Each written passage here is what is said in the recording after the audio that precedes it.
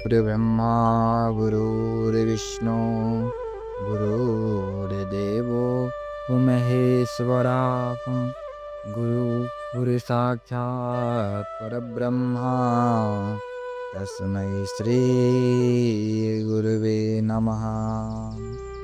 सब द्वारन को छोड़कर आया तेरे द्वार पर, हे वृषभानु की लाडली निक मेरी ओर निहार। बोलिए लाडली सरकार की जय। आइए हम लोग भागवत जी की महात्म की कथा में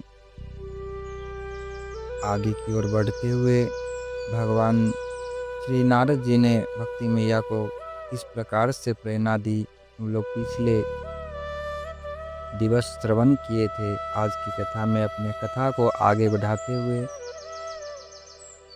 त्वया बहुतस्तु भगवान याति नीच गृहेष्वपि। नारद जी कहते हैं जहाँ जहाँ भक्ति महारानी वहाँ वहाँ भगवान रहते हैं।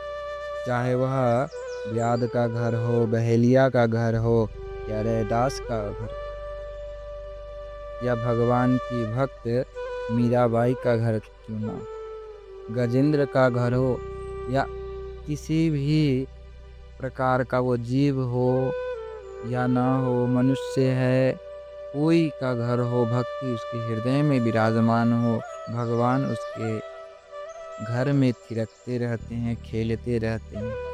वहाँ भगवान आए बिना रह ही नहीं पाते हैं। अब नारद जी ज्ञान और वैराग्य को स्वस्थ करने का प्रयास करने लगे। ज्ञान और वैराग्य के पास आकर देव ऋषि नारद ने बड़े बड़े दिव्य वेद मंत्रों के माध्यम से वेद पाठ किया। चारों वेद सनही सनही सुना दिए, पर लाभ कुछ नहीं हुआ। उपनिषदों का पाठ किया, फिर भी लाभ नहीं हुआ।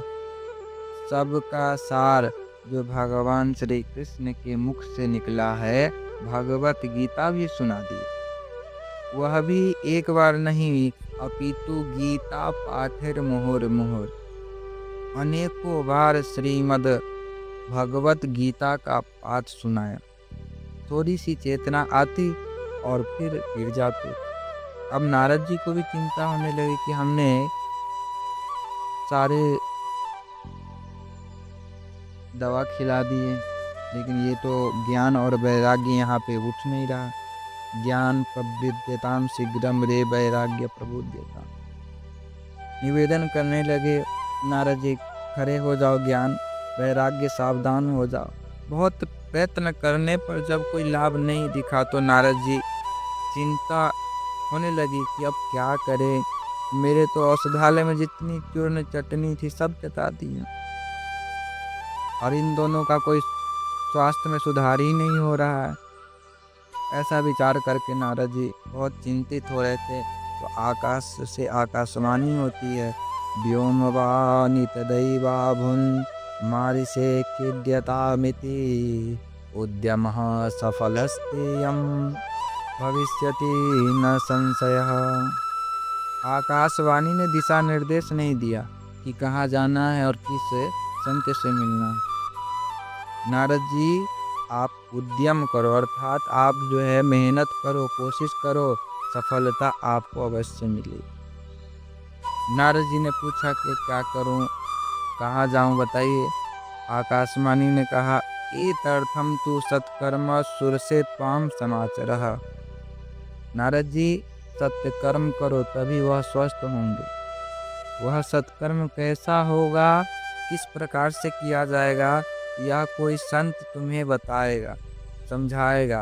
अब नारद जी सोचने लगे कि आकाशवाणी ने भी बात तो स्पष्ट नहीं कही कि भाई संत तो हजारों है, लाखों हैं, किसके पास जाना, कोई पता दे देते, वहाँ पे हम डायरेक्ट चले जाते, या तो कोई संत का नाम बता देते कि अमुक महात्मा के पास चले जाओ, तो मैं सीधा वहाँ पहुँच जाता। तो मैं उस दवा को ढूंढ लाता। सत्कर्म करो और कोई संत समझाएगा, दोनों बातें गोलमोल है। तो मैं इतने देर से जो उपनिषद का पाठ कर रहा हूँ, गीता का पाठ कर रहा हूँ, चारों वेदों का पाठ किया, यह सब क्या सत्कर्म में नहीं आता? अनेक प्रकार से भगवान की आकाशवाणी पे नारद जी विचार करने लगे, यह क्या है, हम इतना देर से कर रहे थे, क्या था? सत्कर्म नहीं था। यदि यह सत्कर्म नहीं है तो सत्कर्म का स्वरूप कैसा होगा और कौन सा संत समझाएगा? चलो ढूंढते हैं, कोई ना कोई मिलेगा तो जरूर। आकाशवाणी हुई है तो नारद जी निकल पड़े। जो महात्मा मिलता उसी को प्रणाम करते, कहते महाराज जी बताइए सत्कर्म किसे कहते हैं? अब छोटे मोटे महात्मा तो वैसे ही नारद जी के हाथ जोड़ लेते, अरे नारद जी आप ब्रह्मा जी के मानस पुत्र हैं, सारे ब्रह्मांड में आपकी गति है, और इतना दुनिया भर में घूमने वाले महात्मा हमसे आकर पूछ रहे हैं कि सत्कर्म किसे कहते हैं? हम क्या बताएंगे महाराज आपको? और जो बहुत प्रतिष्ठित महंत महात्मा थे वे अपने इज्जत बचाने के लिए अपने जो है शिष्यों को कह देते कि जब नारद जी आएंगे तो बोल देना कि महाराज जी का जो है अभी मौन व्रत चल रहा है, मौन व्रत खुलेगा तब बात करेंगे। मूकी भूतास तथान्य तो क्रियंतस्तु पलाहिता। कुछ मौन व्रत लेकर बैठ गए, कुछ दाएं बाएं हो गए, पर नारद जी को समुचित उत्तर देने वाला कोई महात्मा नहीं मिला। अब नारद जी को और भी ज़्यादा परेशानी बढ़ गई कि अब क्या किया जाए। सामान्य कोई व्यक्ति दवा पूछे तो कोई भी डॉक्टर बता देगा, पर कोई बहुत अनुभवी विख्यात डॉक्टर यदि कोई औषधालय में जाकर पूछे तो छोटे मोटे डॉक्टर बताने में भी साहस नहीं जुटा पाएंगे। इतना बड़ा विशेषज्ञ हमसे दवा पूछ रहा है, कहीं हमारे मुख से दवा का नाम गलत निकल जाए। भय के कारण उनके पास में दवा का नाम नहीं बताएंगे। नारद जी कोई अपने में कम संत थोड़ी है, महान संत है, उनको जवाब देने वाला कोई भी ऐसे थोड़ी साहस जुटा ले। जब कहीं से कोई जवाब नहीं मिला तब नारद जी सीधे बद्रीनाथ की ओर चल पड़े कि भगवान नर नारायण का नित्य निवास करते हैं वहाँ पर, ऐसी विशालापुरी बद्रीनाथ में मेरा समाधान अवश्य होगा। यही सोचकर नारद जी बद्रीनाथ में विचरण कर रहे थे कि सनकादि चारों भैया से भेंट हो गई। नारद जी अपनी पूरी व्यथा कथा सुनाते हुए कहते हैं कि महाराज अब आप ही बताइए, आपने मेरी चिंता का कारण तो पूछा तो मैंने समस्या पूरी सामने रख दी। अब कृपा बताइए कि वह सत्कर्म कौन सा है जो आकाशवाणी ने मुझसे बताया था। आप भी कोई साधारण महात्मा तो है नहीं, आपकी सबसे बड़ी विशेषता यह है कि सदा वैकुंठ में ही रहते हैं। वहाँ भगवान के नित्य पार्षदों ने जब आपको रोकने का दुस्साहस किया था तो टेढ़ी भ्रुकुट करके 3 जन्म के लिए उन्हें धरती पर गिरा दिया। येषां भ्रूभंग मात्रेण द्वारपालो हरे पुरा भूमौ निपतितो सद्यो यत्कृपातः पुरं गतो। भ्रुकुटी टेढ़ी करने मात्र से भगवान के नित्य पार्षद नीचे गिर गए और आपकी कृपा से ही पुनः आपने स्थान पर पहुंचे। यह आपकी प्रतिज्ञा और तपस्या का बल है। प्रत्यक्ष आपके जीवन में इस तपस्या का प्रभाव यह है कि 24 घंटे हरि शरणम हरि शरणम हरि शरणम हरि शरणम हरि शरणम हरि शरणम हरि शरणम हरि शरणम मंत्र का जाप आपके श्रीमुख से चलता रहता है।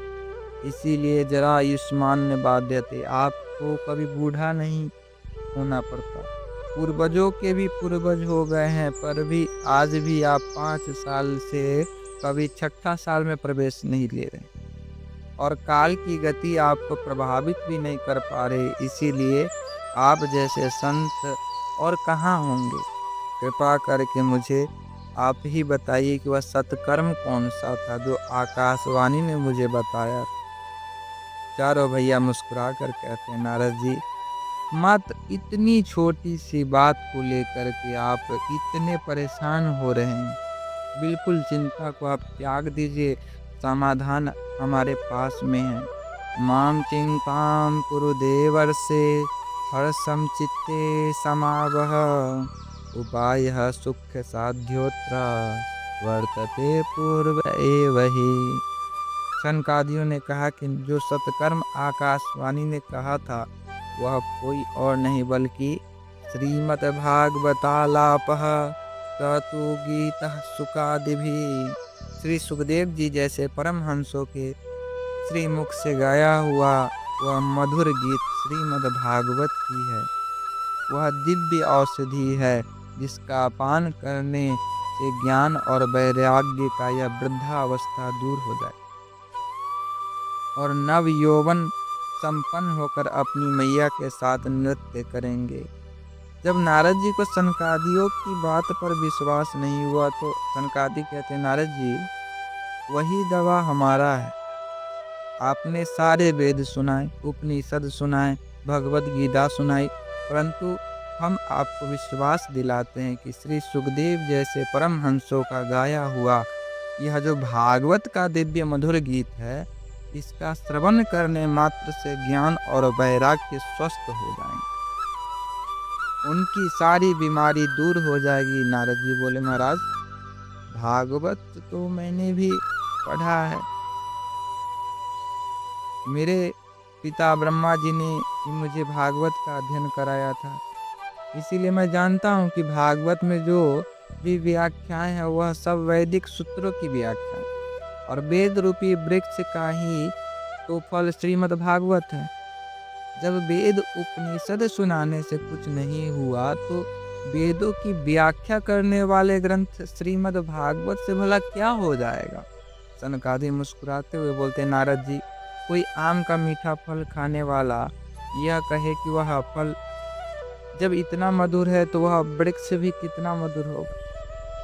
जिसने इसको पैदा किया वह फल को त्याग करके कोई वृक्ष चबाने लग जाए तो क्या माधुर्य रस मिलेगा उसको।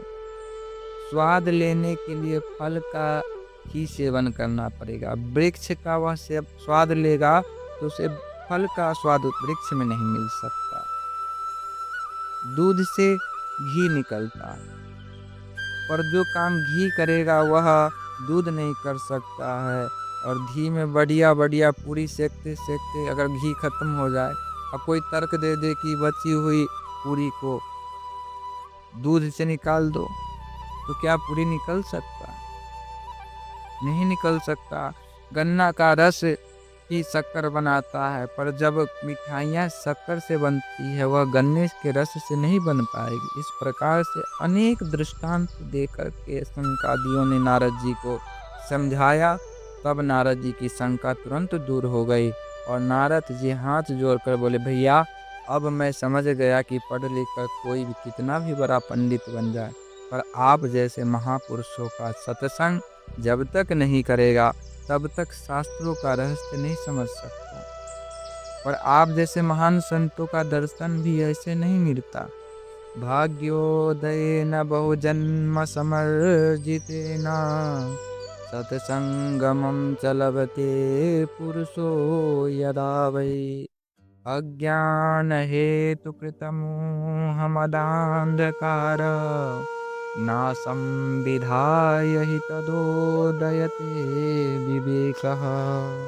इसी जन्म के भाग्य से नहीं अपितु जन्म जन्मांतर के जब पुण्य उदय होते हैं, भाग्य का उदय होता है, तब जीव को सत्संग का लाभ प्राप्त होता है और आप जैसे संतों का दर्शन और संग मिलता उससे भी विवेक जागता है।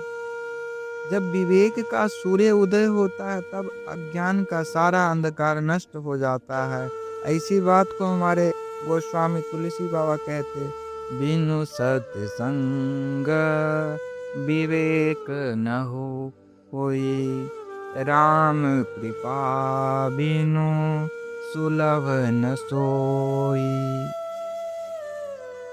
सत्संग की सरिता में सरोवर होने का सौभाग्य उन्हीं सत्पुरुषों को प्राप्त होता है जिन्हें गोविंद अपनी कृपा में चुंबक से खींच करके लाते हैं। वे ना चाहे तो छुट्टी छुट्टी लिए बैठे रह जाओ, 7 दिन इधर से उधर घूम लोगे, लेकिन एक क्षण भी समय कथा सुनने का नहीं मिल सकता। चाह कर भी लोग नहीं आ पाते हैं। जिन्हें श्री हरि अपनी कृपा की चुंबक से खींचकर बुलाना चाहते वही आ सकता। नारद जी कहते हैं, महाराज मेरा परम सौभाग्य है कि आप जैसे संतों का मुझे दर्शन प्राप्त हुआ है। अब तो मैं आपके ही श्रीमुख से भागवत संहिता श्रवण करना चाहता हूँ।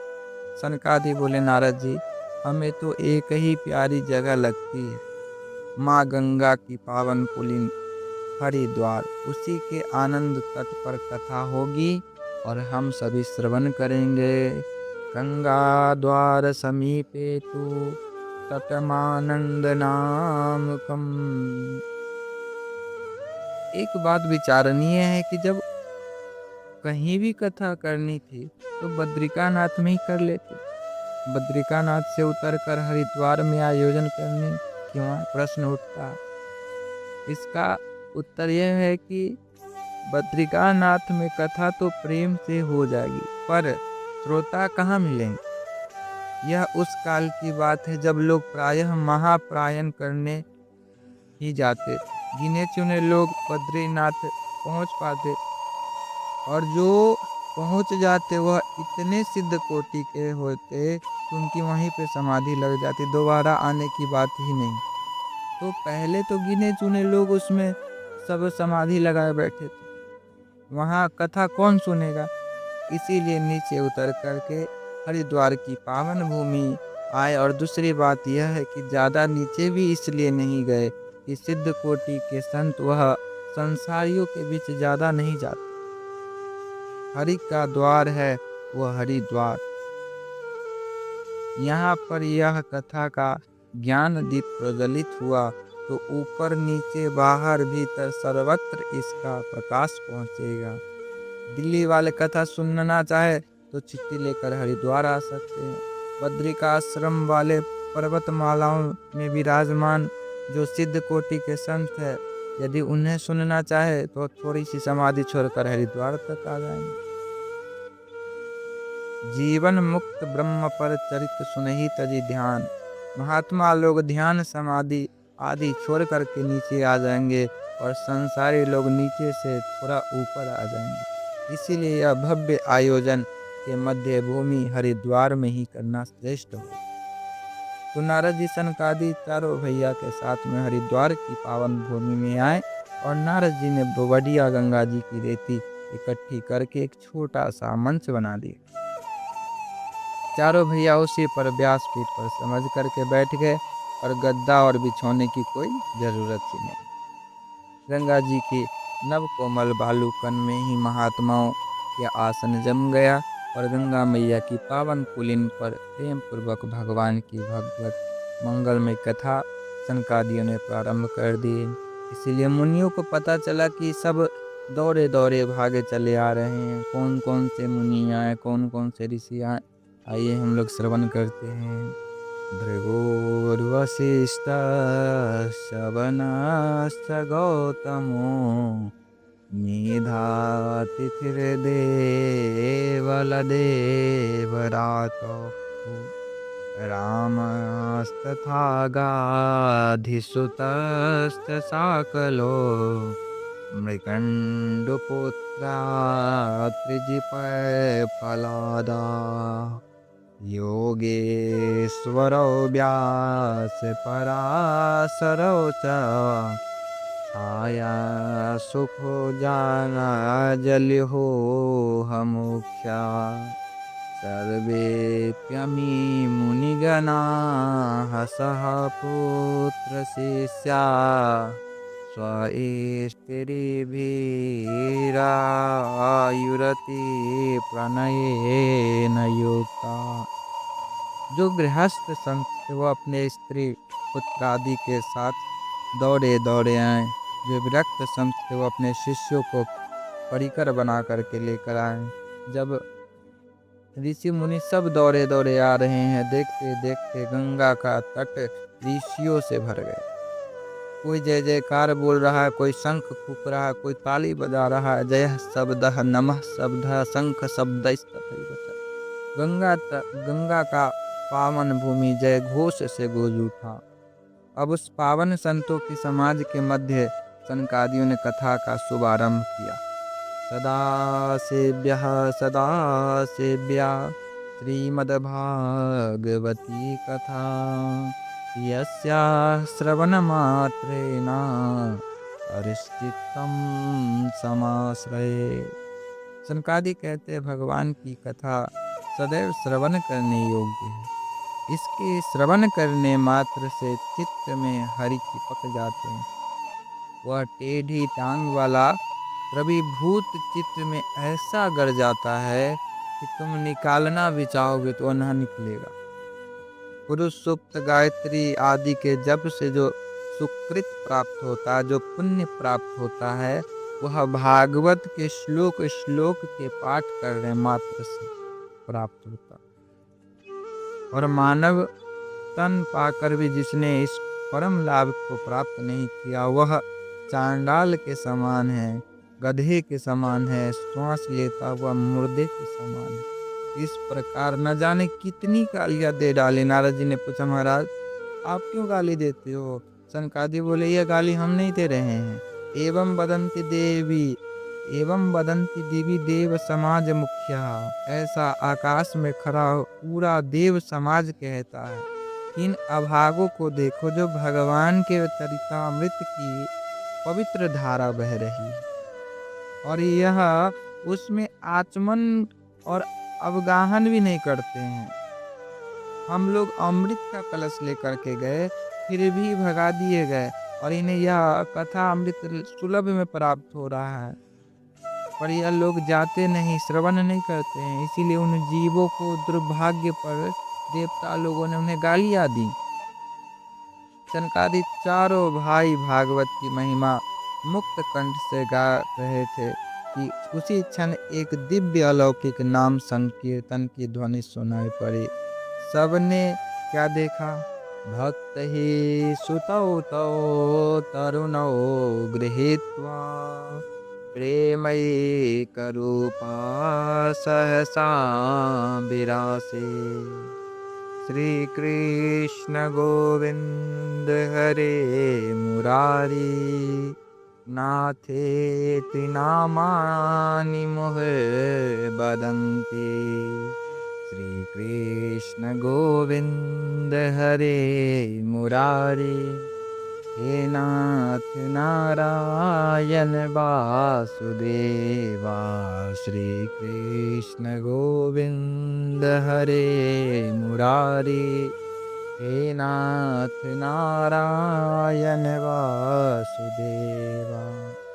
भक्ति महारानी अपने पुत्र ज्ञान और वैराग्य के साथ सबके बीच में प्रकट होकर के ताता थैया करके नृत्य कर उठी और झूम झूम करके नाम संकीर्तन गा रही है। समस्त श्रोता समुदाय भक्ति मैया के साथ भगवान नाम संकीर्तन में लीन है।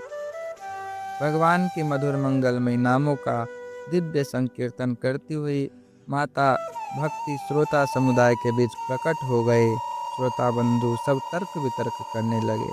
कथम प्रविष्टा कथमागतोयम, ये कहाँ से आई है? कब इन्होंने हमारे बीच प्रवेश किया? पता नहीं चला, कैसे प्रकट हो गई? सनकादियों ने कहा, भैया जहाँ भगवान की मंगलमय कथा मधुर कथा होती है, वहाँ पर भक्ति मैया महारानी स्वतः प्रकट हो जाती है।